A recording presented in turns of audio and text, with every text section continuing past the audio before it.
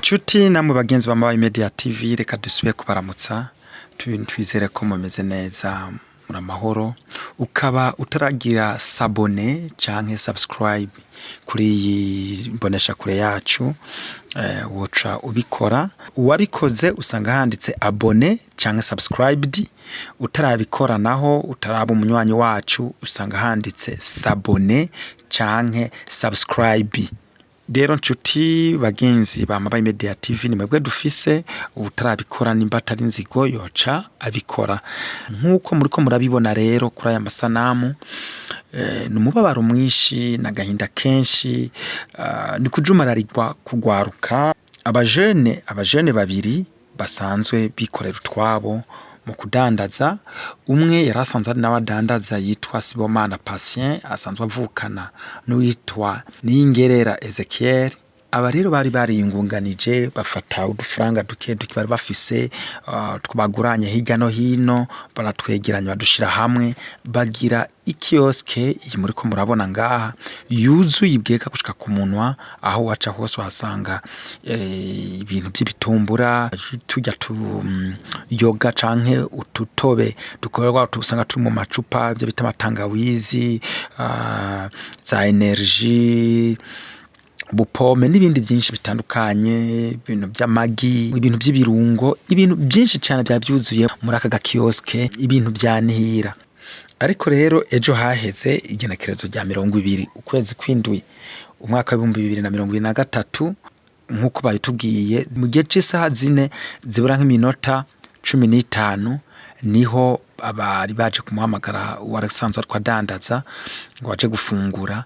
Hejeje kugara gisoka, bazi babona umwotsi mwinshi ahantu mu karto bahora babikamo amafaranga. Hajya umuntu ariko aradandaza barafise ngo dukarato dutatu nkuko babitwibwiriye. Tudukarato dutatu kamwe kajamwo inoti zikuzakuze, ni kuvuga z'ibihumbi 10, inoti z'ibihumbi 5, hama kandi gakatwajamwe inoti zisa nk'iziri hasi, ni kuvuga za 2 z'igihumbi z'amajana 5 z'ijana, iyindi karato nayo yajamwo ibingorongoro bijya by'amafaranga 55. Rero ahantu bahora batereka ayo mafaranga bagiye babona umwotsi ufumba, ubwo nyine bacasura kugurura basangana umuriro mwinshi uri kuraka muri ayo mafaranga. Uwo muriro rero watse uratokombeza amafaranga yarari muri ubwo bukarato uko bwari bubiri. Rero nkuko murabibona inote z'ibihumbi 10 zahiye ku buryo ibihumbi byashika 500, nkuko babyivugiye, ibihumbi bishika 500 byose batashoboye gutoramwo n'inoti ya 10 ikomeye canke imeze neza, kiretse byo bingorongoro gusa. Rero nshuti nambagenzi ba Mabayi Media TV, n'umubabaro mwinshi kuri urugwaruka rwasanzwe rwariyungunganije. Batubwiye ko utahe gusa batanguje wangana n'umuriyoni umwe n'ibihumbi amajana 2, ariko aho nta nyungu basize ko z'ibintu bagiye bararangura bacirako. Murazi ko iyo umuntu aranguye hateza kuba ariho ayo bamusigira mu kujya nawe nashobore kunguka. Ayo rero ntibigeze bayashiramo bo gusa, bafise agahinda kanini, agahinda kerekeye uwo mutahe wabo w'umuriyoni n'ibihumbi amajana 2. Numubabaro mwishiro ngaha muri komine Mabayi ku babanyi baba burwaruka, nabone babibonye bakibaza uyu muriro ahantu wazananye. Batubwiye ko umuriro twavuye ku muyaga nkuba canke ku matsinga, ahubwo ko watanguriye ku mafaranga.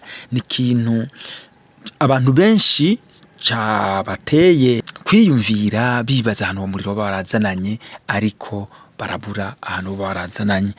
Yego nshuti nambagenzi ba Mabayi Media TV, rero turi ku mutumba wa Kabere, ni kuvuga kuri centre Mabayi muri komine Mabayi, intara ya Cibitoke, niho ibi bintu byabereye. N'amarira rero menshi kuri urugwaruka rubuze agatahe kabo bari basanzwe bakoresha. Nshuti nambagenzi ba Mabayi Media TV, reka tubasezere tubipfuriza ibihe byiza, ariko kandi ukaba utaragira sabone cyangwa subscribe wacu bikora kugira ubandanye kurikirana ibiganiro byacu. Bye bye.